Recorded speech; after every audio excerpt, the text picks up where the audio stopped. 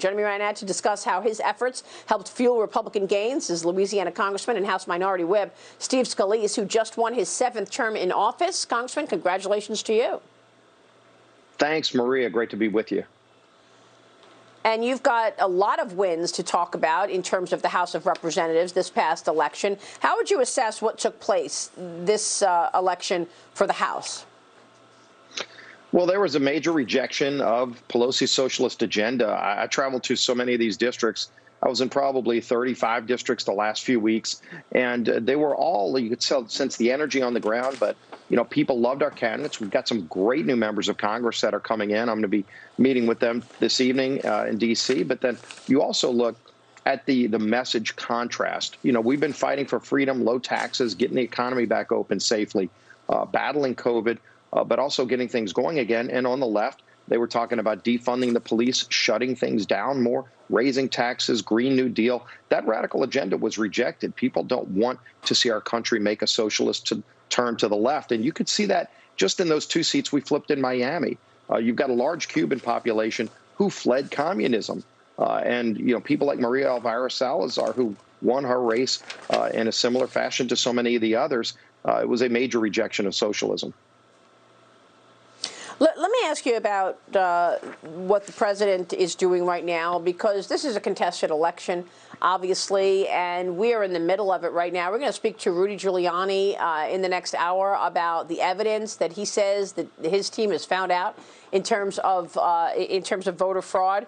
What's your take on that as the Biden team is moving forward? I've got a report here from Wall Street firm Cowen and Company, and they're talking about names who Biden is thinking about in his cabinet. They say for Secretary of State could be Susan Rice, Chris Dodd, Chris Coons, Defense Secretary Michelle Flournoy, Tammy Duckworth, possibly Hillary Clinton.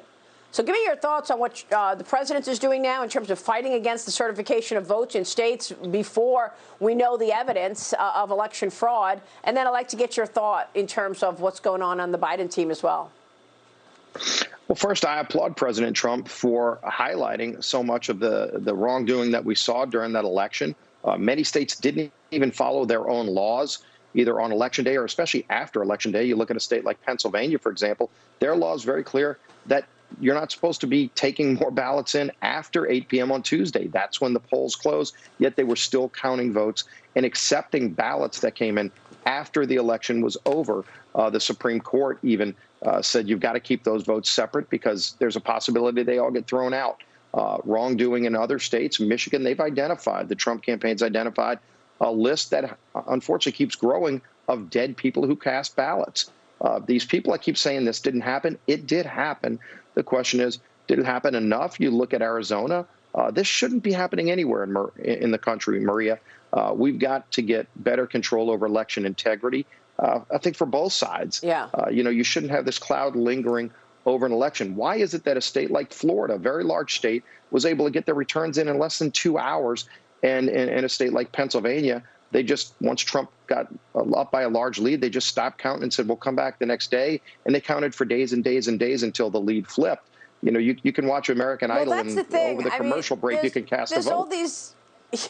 Yeah, there's all these irregularities. I mean, this most recent suit filed Tuesday in Michigan includes 234 pages worth of affidavits from witnesses who are accusing election officials of miscounting ballots, interference, intimidation of Republican election challengers.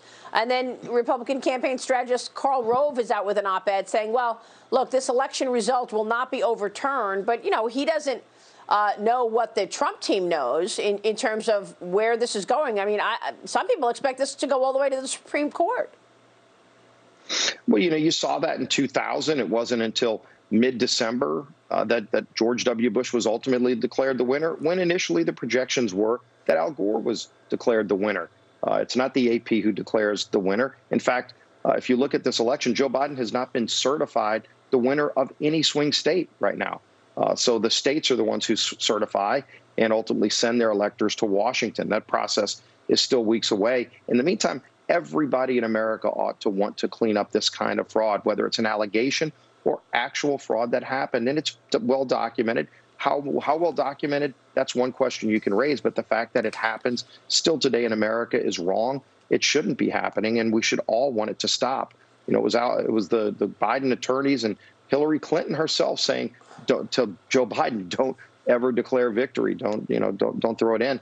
Yeah. It shouldn't just be when things go your way, look the other way towards those irregularities. I think we all should want to see that cleaned up and not happen in any election, let alone a major election for president that is very close. Any thoughts on how progressive this potential incoming cabinet could be? As I mentioned, Wall Street's making bets on Secretary of State being Susan Rice, Chris Dodd, or Chris Coons. Defense Secretary, potentially Hillary Clinton. Energy and the EPA Secretary, John Kerry, Jay Inslee, John Podesta. All names, Cowan and Company is out with this morning, Congressman. Your thoughts?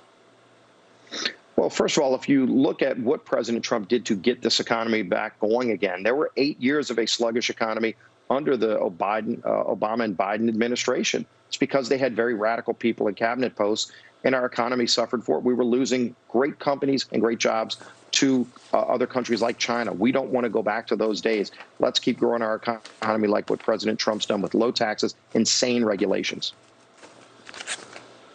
All right. We will leave it there and just watch to see how this plays out. Congressman, it's great to see you this morning. Thank you so much, sir.